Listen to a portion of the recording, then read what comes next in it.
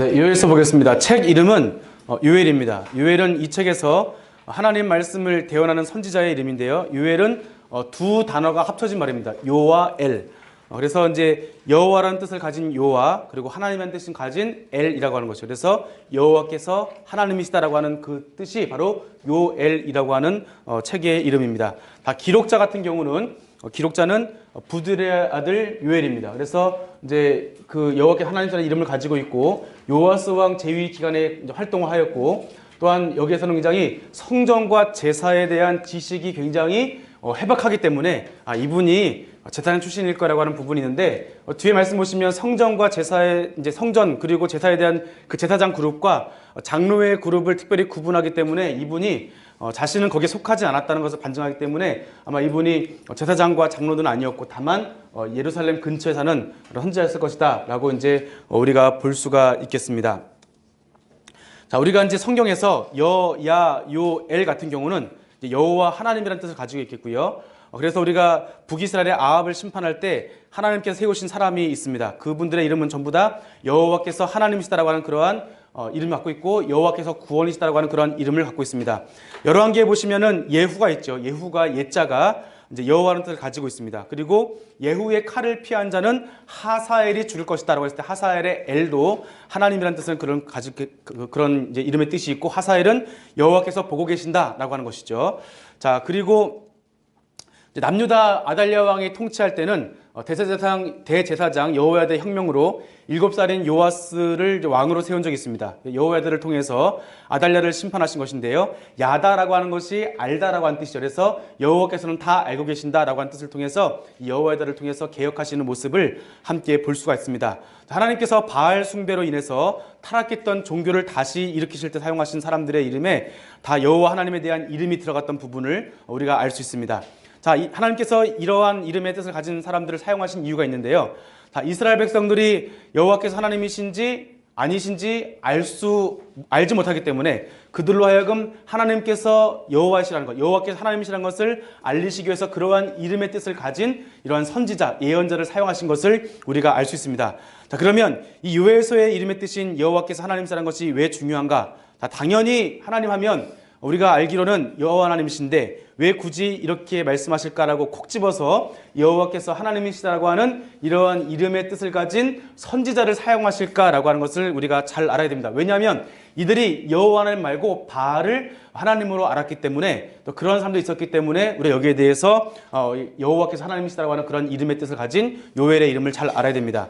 자, 우리가 하나님 하면은 천지 만물을 창조하신 하나님이 이해했지만 이들은 지금 농경의 신인 바알, 아스타롯, 그리고 여러분 뒤에 보시면 아시겠지만 이 바알 신앙이 무엇인지, 아스다롯 신앙이 무엇인지 굉장히 이 심각한 죄악 가운데 있다는 것이죠. 그냥 단순하게 우상 숭배하는 것이 아니라 이들이 행했던 이 죄악이 얼마나 뿌리 깊은지를 우리가 볼 수 있겠고, 이 죄악의 시작은 사사기 때부터 이어지는 것이죠. 사사기 시대에 바알과 아스타롯 섬긴 것이 솔로몬 때 이미 솔로몬이 바알과 아스타롯을 위해서 그 신전을 재건하였고, 그 뒤에 후에 보는 예레미야나 그 뒤에 보는 이 말씀의 내용들을 보면 이들의 죄악이 얼마나 심각한지, 바알 신앙이 무엇인지 다음 우리가 정확하게 확인해 볼 수 있습니다. 자, 그래서 하나님이라는 단어가 우리에게는 이제 고유명사지만 이들에게 아니었다는 것, 그래서 이 이름이 굉장히 중요하다는 것을 여러분이 아시면 좋겠습니다. 자, 그래서 이 바알 신앙과 또한 여호와 하나님의 신앙에 대해서 대결하는 그런 모습들 가운데 혼합주의 신앙이 아니라 우리가 유일신인 우리를 창조하시고 우리를 인도하시고 우리를 사랑하시고 우리와 영원히 함께 바라시는 그 하나님을 우리가 온전히 믿어야 되고 하나님을 알아야 된다는 말씀에 요엘서 말씀을 선포하고 있습니다. 자, 그래서 사사기 9장에도 나와 있고 또한 그 후에 나오는 솔로몬 시대에 나왔다는 것을 우리가 보시면 되겠고요. 자, 그래서 우리가 이 배경을 보시면 요엘서 이 시대와 이 북이스라엘 이런 시대가 비슷한 시대이고, 이 시대가 굉장히 이스라엘과 남유다 가운데 굉장히 태평성대를 이루었던 그러한 시간이 되는 것입니다. 우리가 예언서면은 예언서가 잘못한 이제 우리가 배경이 있죠. 너희들은 이러한 죄를 지었기 때문에 예언서를 불러주시고 예언서를 통해서 말씀을 선포하시는데, 요엘서 같은 경우는 이런 말씀의 선포가 없이 너희들이 그러니까 이 잘못한 거 없이 그냥 바로 그들의 잘못에 대해 그들이 심판받을 것을 바로 말씀하시는 그러한 특징이 있습니다. 자, 이 심판은 무엇이냐면 바로 오므리 왕조에 대한 이러한 심판인데요. 오므리 왕조면 떠올릴 수 있는 것은 바알 숭배입니다. 북이스라엘 오므리 왕조와 이제 우리가 아합의 이세벨 이러한 시간을 통해서 이것이 북이스라엘 가운데 유입됐다는 것을 우리가 살펴볼 수가 있겠고요. 우리가 그래서 남유다에도 아달랴로 인해서 바알 신앙이 들어와서 이들이 정말 뿌리 깊게 바알 신앙, 북이스라엘과 맺었던 또 그 시돈에서 넘어왔던 이러한 바알 신앙들이 이들의 삶 가운데 만연되어 있었다는 것을 우리가 알 수 있겠고, 이 가운데에서 제사장 여호야다를 통해서 개혁하시는 그러한 말씀들이 있습니다. 이때 이제 여호야다가 요아스 왕의 고모부였죠. 고모부였는데 이 기간에 바알과 아세라를 다 척결하고 훼손된 이 성전을 수리하는 등 백성들의 신앙 회복을 위해서 힘쓰면서 선정을 베풀었던 시기가 바로 이 시기입니다. 자, 열왕기하 우리가 11장, 12장 말씀을 통해서 우리가 볼 수 있는 그러한 내용입니다. 그래서 이들의 죄악이 심각했기 때문에 우리가 요엘서 보면 메뚜기 재앙이 있는데, 이러한 메뚜기 재앙을 내리실 만큼 심각했던 이러한 죄악의 시대가 바로 요엘서의 배경이라고 하는 거예요. 그런데 요엘서 보면은 우리가 어려운 부분이 있는데, 그것은 무엇이냐면 요엘서의 연대가 언제인지 우리가 파악할 수 없다는 거예요. 이 시대에 있었던, 그러니까 파악할 수 있는 것이 뭐 왕의 이름도 없고 어느 시대인지 우리가 알 수 있는 그 근거의 내용이 우리가 요엘서 안에 있는 말씀 가운데 찾기가 어렵다는 것이죠. 그래서 이 내용이 나와 있는 뭐 헬라나 여러 가지를 통해서 이것이 아마 포로 이후일 거야라고 하는 그런 학자들의 주장이 있고요. 자, 그래서 이러한 바벨론 아수르에 대한 내용이 이제 요엘서에는 바벨론과 아수르에 대한 내용이 전혀 없는 거예요. 그래서 봤더니 이 심판 가운데 있을 때 특별히 열왕기 하에 예언서가 집중되잖아요. 그런데 여기에 그 중심됐던 강대국들이 바벨론과 아수르인데, 이 두 나라가 없는 거 보니까 아마 그 뒤에 나오는 3장 6절에 보면 헬라가 나오는데 이 헬라 시대가 아니겠는가라고 해서 이것이 포로기 이후다라고 보는 그러한 견해들이 있습니다. 자, 그런데 우리가 이 말씀을 또 이제 보시면 뭐가 있냐면은 요아스 시대라고 볼 수 있는 그런 근거가 뭐냐면 이제 요엘이라는 이름이 여호와께서 하나님이시다고 하는 그런 이름이 있잖아요. 그러면 요엘은 무엇이냐? 그러면 여호와께서 하나님이시다고 하는 이름이 있다고 한다면 여호와께서 하나님이 아니시라는 것이 이 시대에 만연했다고 하는 것이죠. 그러면 그 시대가 언제인가 보았더니 남유다 가운데 그 시대가 여호와께서 하나님이시지 않은 그 시대, 특별히 그 북이스라엘 중에 있던 바알 신앙이 심판받는 그때가 제사장 여호야다 때라고 하는 것이죠. 그 시대에 또 여기에 대한 왕에 대한 언급이 없고 제사장에 대한 언급이 있는 걸 보면은 아마 제사장을 중심으로 나라가 이 통치되었던 시기가 제사장 여호야다 때이고, 이때 왕이 요아스였는데 이러한 요아스가 어린 나이 7살에 통치했기 때문에 제사장 여호야다가 섭정의 통치를 가졌기 때문에 아마 이때가 왕이 언급되지 않고 제사장과 장로들이 언급되면서 아마 제사장을 통해서 섭정 통치가 이루어지지 않았는가라고 보는 것이고, 이 말씀에 있는 여호와께서 하나님이시라고 하는 것, 요엘의 이름처럼 여호와께서 하나님이시라고 하는 것, 이것이 선포될 때가 바로 바알 신앙이고 또 왕이 등장하지 않고 제사장 중심이기 때문에 이 내용을 보면은 이 내용의 내용이 이 말씀에 있는 내용이 아마 우리가 남유다 때 요아스 시대이지 않을까라고 우리가 추측을 해볼 수 있다는 거예요. 그래서 많은 학자들이 이 두 가지가 견해 갈리게 되는데, 저희는 이제 이 포로기 이전에 요아스 시대 때로 우리 함께 말씀을 보도록 하겠습니다. 자, 그래서 이제 835년에 왕에 대한 언급이 없고 또 제사장 이제 7살의 요아스가 왕으로 등극하고 제사장 여호야다가 실제적으로 지배자 역할을 했던 이런 섭정 통치 기간에 아마 이 말씀이 기록되었을 것이라고 하는 것이 이제 우리가 그렇게 해서 835년이 기록 연대다라고 우리가 볼 수 있습니다. 기록 목적은 뭐냐면 이들에게 메뚜기 재앙이 되었는데, 이 재앙이 있을 때 너희가 회개하지 아니하면 앞으로 더 큰 여호와의 날이 임한다는 거예요. 그래서 이제 이들이 뭐냐면 이러한 임박할 날에 여호와의 날에 너희들이 어떻게 준비해야 되는지에 대한 내용이 바로 이제 기록 목적이 되어 있고, 자, 그러면 이 여호와의 날이 임하니까 지금 돌이키지 않으면 안 되고 또 앞으로 돌이키지 않으면 여호와의 더 큰 날이 오기 때문에 너희들이 지금 회개하여야 한다라는 것이 이 말씀의 요지입니다. 그러면 회개하면은 하나님께서 그들에게 희망을 주시죠. 소망을 주시는 뭐냐면 그들에게 이른 비와 늦은 비를 주시겠다, 하나님의 영을 부어주시겠다라고 하는 것을 말씀이 이 가운데 나와 있습니다. 그래서 마지막으로는 여호와의 날에 임할 만국에 대한 심판과 이스라엘의 회복에 대해서 나와 있는 것을 우리가 기록 목적으로 볼 수 있습니다. 첫 절 보시면 요엘이 하나님의 말씀 가운데 부름받은 내용이 있고요. 마지막에는 하나님께서 여호와의 날 후에 있었던 이러한 이스라엘의 회복에 대해서 말씀하시는 거예요. 그래서 그들 가운데 그들이 지금 여호와가 하나님이 아니시라는 그런 신앙 가운데 있을 때 말씀을 선포 그들이 돌이키고 하나님께 마음을 찢고 돌아오면 하나님께 다시는 어떻게 하신다고요? 여호와께서 시온에 다시 거하시겠다라고 말씀하시는 내용이 바로 이 말씀입니다. 유엘을 부르시고 그 다음에 그들에게 소망을 주시는 것으로 우리가 유엘서 첫 절과 끝 절을 통해서 유엘서를 우리가 파악해 볼 수 있겠습니다. 자, 전체 보기 보시면 요엘서는요 전체 3장이에요. 이렇게 큰 기둥이 하나, 두 개 있고 또 작은 기둥이 하나, 둘, 셋, 네 개 있기 때문에 4장이면 참 좋은데 애석하게도 여기에서 3장이에요. 그러면 이 3장을 어떻게 외울까? 자, 요엘, 요가 뭐라 그랬죠? 여호와, 엘은 뭐라 그랬죠? 하나님. 몇 글자씩이죠? 3글자예요. 그래서 여호와께서 하나님이시다 이렇게 해서 여러분이 3장으로 이해하시면 이해하기가 쉽다는 거예요. 중요하진 않지만 그냥 이렇게 넘어가면 되겠습니다. 자, 먼저 여기서 특별히 보는 것은 이스라엘에 대한 심판과 회개의 촉구가 있고 그 다음에 이스라엘의 구원이 있어요. 보면은 심판이 있고 구원이 있는데 이 구조가 현재와 앞으로 여호와의 날, 현재와 여호와의 날, 그러니까 현재, 미래 이런 식으로 되어 있고 큰 구조는 심판과 하나님의 회복에 대한 그 내용이 이 가운데 있다는 것입니다. 그러면 이스라엘에 대한 심판과 회개 촉구인데 이 사람들이 지금 잘못하였기 때문에 메뚜기 재앙이 오니까 너희들이 지금 회개하여야 한다 하는 그런 내용.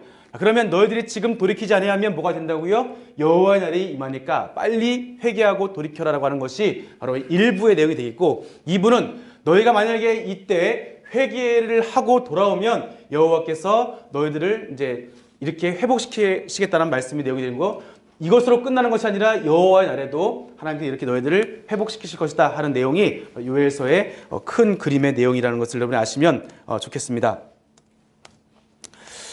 자, 그 다음에 우리가 그 다음 말씀을 통해 들어가도록 하겠습니다. 이제 황폐게 되는 이제 이스라엘에 대한 내용인데요. 자, 요엘서 말씀 같은 경우는 이미 이 시기에 지나간 심판이 있다는 거예요. 이미 이 시기에. 원래 잘못한 거 있으면 말씀을 선포하고 그리고 그 말씀에 의하여서 회개하지 않으면 하나님의 심판이 있을 것이다 라는 것이 예언서의 대체적인 그러한 흐름인데 요엘서 같은 경우는 특이하게 그들이 잘못을 하였고 이미 잘못 때문에 그들이 심판받은 내용에 대해서 그것을 언급하고 있다는 것입니다. 자, 그래서 늙은 자에게 이 땅의 모든 주민들에게 어떻게 이런 일이 있을 수 있겠느냐라는 것을 말씀해 주시는데 말씀을 다 같이 한번 읽어보겠습니다.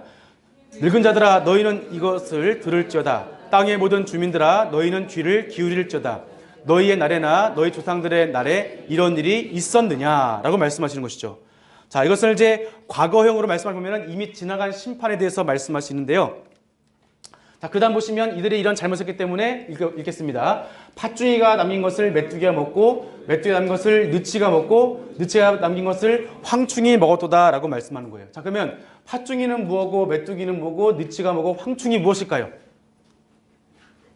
우리가 아는 것은 뭐냐면 메뚜기 알죠? 메뚜기. 근데 사실은 이 팥중이, 메뚜기, 느치, 황충은 다 이제 그게 그거예요. 메뚜기의 다 여러 종류인데 그것을 다르게 표현한 것입니다. 그래서 팥중이가 먹은 거, 메뚜기 한번 딱 휩쓰고 지나갔을 때 누가 오냐면 팥중이가 지나갔을 때 메뚜기가 와서 한번 또 먹고 또 다 먹은 것 중에 남은 것이 있으면 그것을 또 누가 뭐냐면 느치가 먹고 황충이 먹으니까 남은 것이 지금 아무것도 없겠죠. 이제 그러한 것을 지금 하나님의 엄중한 심판에서 표현하는 내용이 바로 이 말씀이라고 하는 것입니다.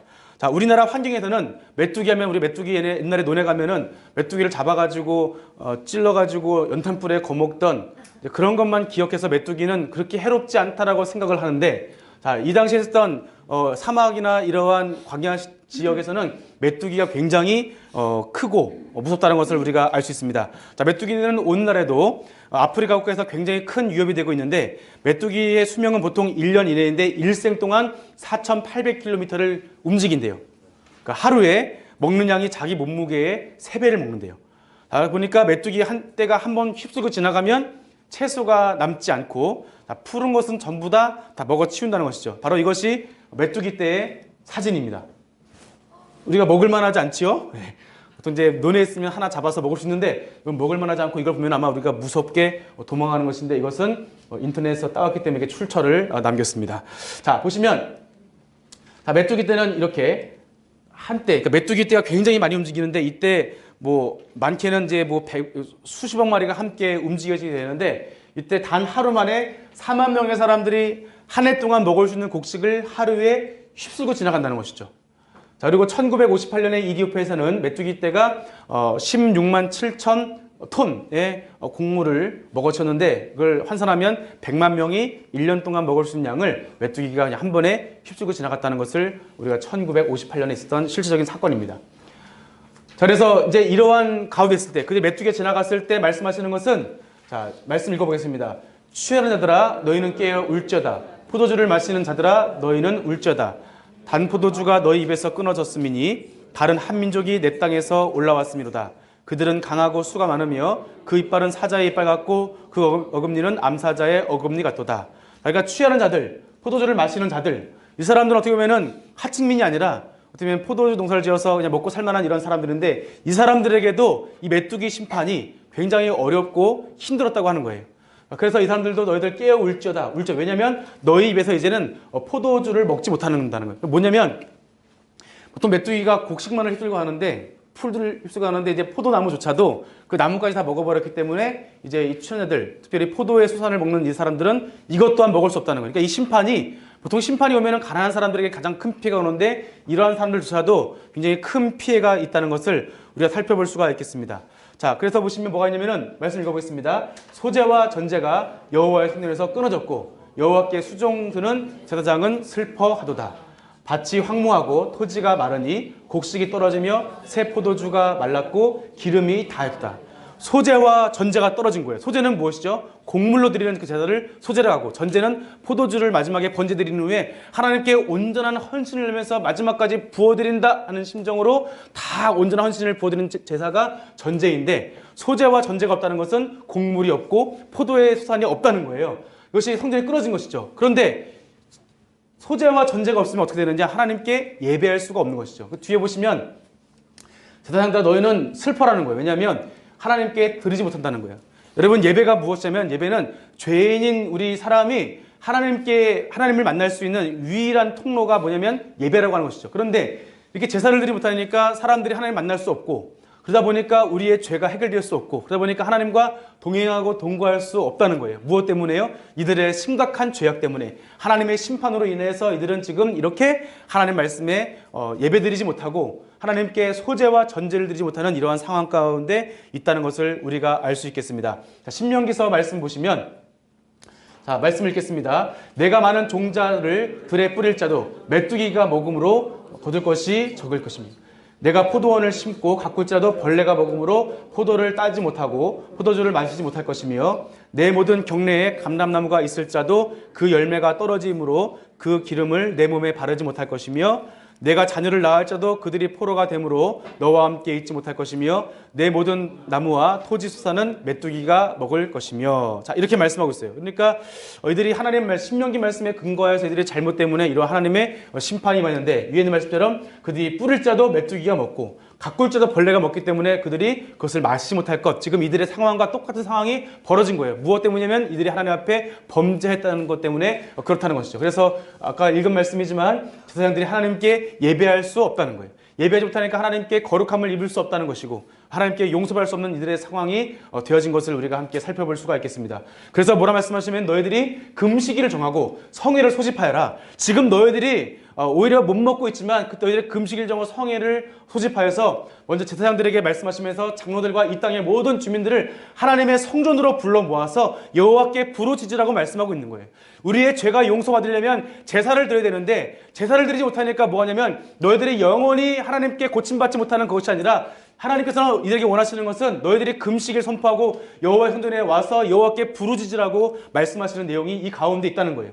자, 왜 그러냐면 이들 가운데 뭐가 오냐면 여호와의 날이 가까이 오기 때문에 그렇다는 거예요. 너희들이 지금 제사 드리지 못하는 것으로 인해서 가만히 있지 말고 앞으로 너희가 지금 돌이키지 않으면 앞으로 여호와의 날이 오기 때문에, 곧 멸망의 전능자께로부터 오기 때문에 너희들이 지금 빨리 여호와께 부르짖고 돌이켜야 한다는 것을 말씀해 주고 있습니다. 자, 여호와의 날이 무엇입니까? 여호와의 날은 뭐냐면, 왕이 이제 어떤 성에 방문하면 신하와 이제 여호와 왕을 맞이하면 여호와의 날이 임하면 이제 왕의 날이 오면은 나팔을 불고 그러면 여호와께서 왕께서 거기를 들어가시면 그 사람들에게 칭찬하고 회복하시는 그런 내용이고, 특별히 이스라엘 역사 가운데에서 여호와의 날 신원의 날이라고 하는 것은 그들을 괴롭혔던 나라들을 멸하시고 이스라엘에게 다시 보복하시고 회복하시는 사건이 여호와의 날인데, 여호와의 날은 우리에겐 좋은 것이고요, 우리를 괴롭힌 민족에게는 심판의 날인 거예요. 그런데 이 여호와의 날이 저 아수르나 저 바벨론에게 임하는 그런 것이 아니라 이 여호와의 날이 누구에게 임하냐면 우리 지금 유다에게 임한다고 하는 것이죠. 우리가 잘못하였기 때문에 하나님께서는 우리에게 똑같은 심판으로 말씀하신다는 것을 우리가 알 수 있겠습니다.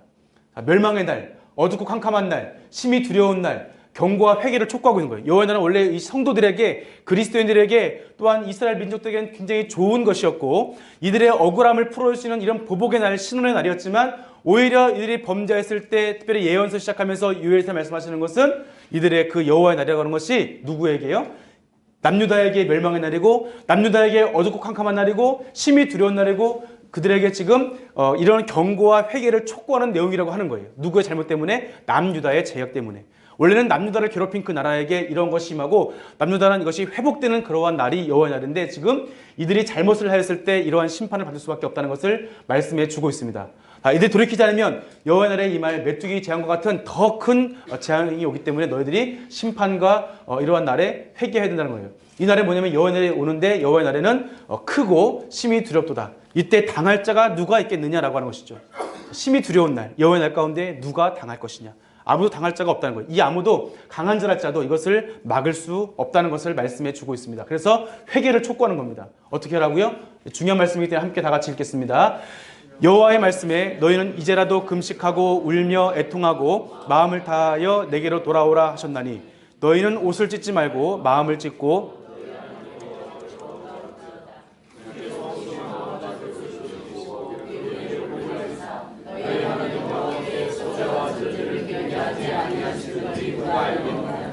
아멘. 이들의 죄악 때문에 이미 메뚜기 때가 지나간 이러한 상황 가운데 소제와 전제를 드릴 수 없는 상황, 재물이 없어서 제사를 드릴 수 없는 이러한 상황이 되었습니다. 그런데 메뚜기 때가 왔음에도 불구하고 돌이키지 않을 때 이러한 심판이 온다고 하는 것입니다. 여호와의 날이 임한다고 하는 것입니다. 이 앞에서 무엇을 말씀하냐면 금식하고 울며 애통하고 마음을 다하여 하나님께 돌아오라. 너희는 옷을 찢지 말고 마음을 찢고 여호와께로 돌아올지어다. 그러면 어떻게 하신다고요? 주께서 혹시 마음과 뜻을 돌이키시고 복을 내리셔서 우리에게 소제와 전제를 드릴 수 있게 하시는지 누가 알겠느냐라고 말씀하시는 내용이에요. 여러분, 우리가 제사를 드려야만 우리가 거룩함을 입는다고 생각을 합니다. 그러나 하나님께서는요, 이러한 상황이 되지 않을 때에는 뭐냐면 하나님께 마음을 다해서 돌이키려고 하는 거예요. 마치 사무엘의 미스바 성회처럼 그들이 하나님께 마음을 다해 돌아오면 하나님께서 용서해 주시겠다고 말씀하시는 거예요. 하나님은 누구든지 우리가 마음을 다해 돌아오는 자에게 하나님께서는 우리에게 구원을 베푸시는 좋으신 하나님이시라는 것을 우리가 알 수 있습니다. 그래서 이 여호와께 돌아오면, 우리가 하나님께서 우리를 심판하신다 할지라도 우리가 여호와께 돌아오면 하나님께서 마음과 뜻을 돌이키시고 우리에게 오히려 복을 주시겠다 하시는 말씀이 여호와 하나님이시라는 것을 우리가 아시기를 바랍니다. 그러면 이들이 회개했을 때 어떤 일이 일어날까 함께 말씀을 다 같이 읽겠습니다. 그때 여호와께서 자기의 땅을 극진히 사랑하시어 그의 백성을 불쌍히 여기실 것이라. 시온의 자녀들아, 너희는 너희 하나님 여호와로 말미암아 기뻐하며 즐거워할지어다. 그가 너희를 위하여 비를 내리시되 이른 비를 너희에게 적당하게 주시리니 이른 비와 늦은 비가 예전과 같을 것이라. 아멘. 이들이 지금 비록 여호와 앞에서 소제와 전제를 드리지 못하는 이러한 상황 가운데 이들이 돌이키고 하나님께 돌아왔을 때 여호와께 어떻게 하냐면 자기의 땅을 극진히 사랑하셔서 그 백성들을 불쌍히 여기신다고 하는 겁니다. 여러분, 자녀들이 잘못했을 때 우리가 부모님들이 매를 때리죠. 그러면 다시는 이 자녀를 보지 않을 마음으로 때리는 부모님은 아마 아무도 없을 거예요. 이 아이가 잘못했을 때 부모님은 매를 들려고 하다가도 자녀가 싹싹 빌고 돌아오면 부모님은 이내 마음이 풀려서 용서해 주는 마음이 바로 부모님 마음이시죠. 마찬가지로 하나님께서도 우리가 잘못했을 때, 우리가 심판 가운데 있을 때 하나님께 돌아오면은 하나님께서 우리에게 이렇게 복을 주신다고 말씀하시는 겁니다. 그래서 하나님께서 우리를 극진히 사랑하셔서 우리를 불쌍히 여기시고 다시 우리를 회복시키신다는 말씀하는데, 이른 비와 늦은 비를 주신다는 거예요. 이른 비는 무엇이냐면, 이른 비는 10월과 11월에 내리는 비인데요. 이때는 파종할 때 파종할 때 내리는 비인데 이것이 비가 내려야 뿌리가 잘 내리고 잘 자랄 수 있는 환경이 조건이 되어지고 늦은 비는 3월, 4월에 내리는 비인데 이 비를 통해서 이들이 추수하기 전에 보통 우리나라도 벼농사를 지을 때 마지막에는 이것이 연글기 전에는 마지막에 비가 흠뻑 내려야 벼가 잘 여물게 되죠. 마찬가지로 여기서도 늦은 비는 곡식에 그 비가 풍성하게 내려서 마지막에 그 풍년이 이루어지는 것은 바로 이 늦은 비로 가늠할 수 있다는 것이죠. 하나님께서 이들이 돌이키실 때 하나님께서 이른 비와 늦은 비를 내리셔서 이들이 다시금 하나님께 예배할 수 있도록 하신다는 것을 말씀하고 있고 하나님과 영원히 예배를 통해서 하나 될 수 있고 거룩해 할 수 있다는 것을 말씀해 주시는 내용을 볼 수가 있겠습니다. 자, 말씀 2장 27절 말씀을 함께 읽겠습니다. 그런즉 내가 이스라엘 가운데 있어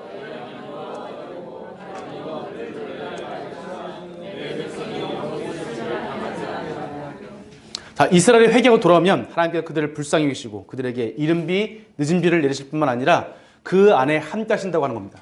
하나님께서 그 안에 함께 하신다는 것은 그들과 영원히 함께 동행하고 동거하신다는 그러한 내용인데요. 자, 그래서 하나님 이스라엘 백성은 영원히 수치를 당하지 않을 것이라고 말씀하시고 있습니다. 자, 이어서 보시는 것은 이들 당시에 이렇게 돌이켰을 때 하나님께서 이렇게 회복을 주신다고 한다면 그러면 여호와의 날에 어떻게 될 것인가라는 말씀이 있는데 말씀을 다 같이 한번 읽어보겠습니다. 잘 아시는 말씀인데요. 다 같이 읽겠습니다. 그 후에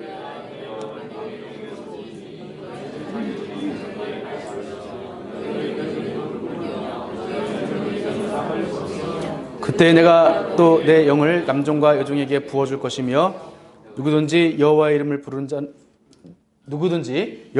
부르는 자는 구원을 얻으리니 이는 다 여호와의 말대로 시온과 예루살렘에 피할 자가 있을 것이며 남은 자 중에 나 여호와의 부름 받을 자가 있을 것이미로다. 아멘. 자, 우리가 요엘서 말씀 보시면 이렇게 여호와의 날이라는 그런 말씀이 있는데요. 사도행전에도 보면은 이렇게 베드로 설교 중에 말세에 내가 내 영으로 모든 육체에 부어주니 너희 그 말씀 예언하시는 내용이 있는데 이 말씀을 그대로 인용한 말씀입니다.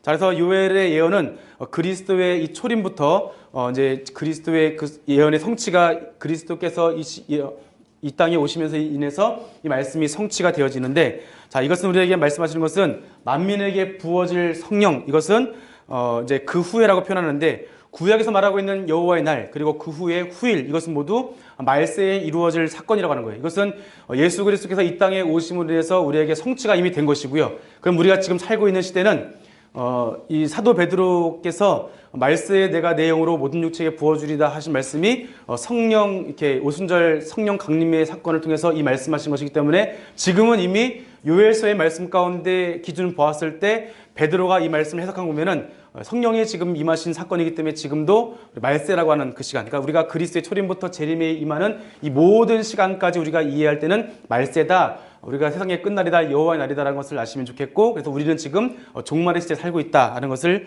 여러분이 아실 수가 있겠습니다. 그래서 말세라고 하는 것은 성경 말세는 당장 끝에 말씀하신 것이 아니라 예수 그리스도의 초림부터 재림에 이르기까지 그 모든 시간이 지금 말세 가운데 있다는 것, 이것이 성경이 우리에게 말씀해 주는 이러한 내용입니다. 자, 그 말씀 보시면 또 여호와의 이름만 우리가 31절 보면은 여호와의 이름만 부르면 우리가 구원을 얻는가에 대한 그런 내용이 있는데, 자, 보시면 여호와의 이름을 부른다는 것은 여호와를 찾는다라고 하는 거예요. 우리가 이제 여호와의 이름을 부르면 구원받습니다. 예수님의 이름을 부르시면 구원받습니다. 이러한 내용은 당연히 단지 우리가 그 이름을 불러서 구원 얻는다는 그런 내용이 아니라 여호와의 이름 부른다는 것은 여호와 하나님을 찾는다. 여호와 하나님을 우리가 찾는 그러한 신앙이라고 하는 것이죠. 그래서 요엘은 여호와의 말씀에 너희는 이제라도 금식하고 울며 애통하고 마음을 다하여 내게로 돌아오라 하셨다는 이 말씀이 바로 여호와 이름을 부른다라고 우리가 이해하시면 좋겠습니다. 그래서 2장 10절에 보면은 너희는 옷을 찢지 말고 마음을 찢고 여호와께 돌아오라. 이것이 여호와 이름을 부른다 이렇게 이해하면 되겠고, 이것은 참된 마음으로 회개하고 믿음으로 여호와를 찾아야 하는 이제 이러한 것임을 우리가 알 수 있습니다.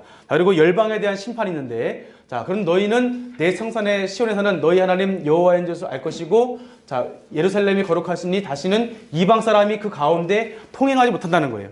하나님께서 그 시온에 거하시기 때문에 이제 이들을 괴롭혔던 이런 이방 사람들이 그 가운데 통행하지 못하고 영원히 하나님께서 계시는 그러한 나라로 하나님께서 회복시켜 주시겠다라고 하는 그런 내용이고, 그래서 이제 그 마지막에 열방의 마지막에 회복에 대한 말씀 보시면 유다는 영원히 있겠고 예루살렘은 대대로 있으리로다. 이는 여호와께서 시온에 거하심이다라고 말씀하고 있는 거예요. 처음에는 하나님께 예배드릴 수 없는 그런 상황이었지만 이들이 회개하고 돌이키면 하나님께 제사를 드릴 수 있을 뿐만 아니라 여호와의 날에 하나님께서 그 시온에 거하시겠다 말씀하시면서 우리와 함께 하시겠다고는 하나님의 약속이 이 가운데 있다는 것을 우리가 알 수 있습니다. 자, 요엘서를 정리하겠습니다. 너희가 바알을 의지하면서 살아왔지만 이제는 바알이 하나님이라고 생각하고 살아왔던 너희들에게 바알이 하나님이 아니라고 그 이름을 통해서 말씀하시고요.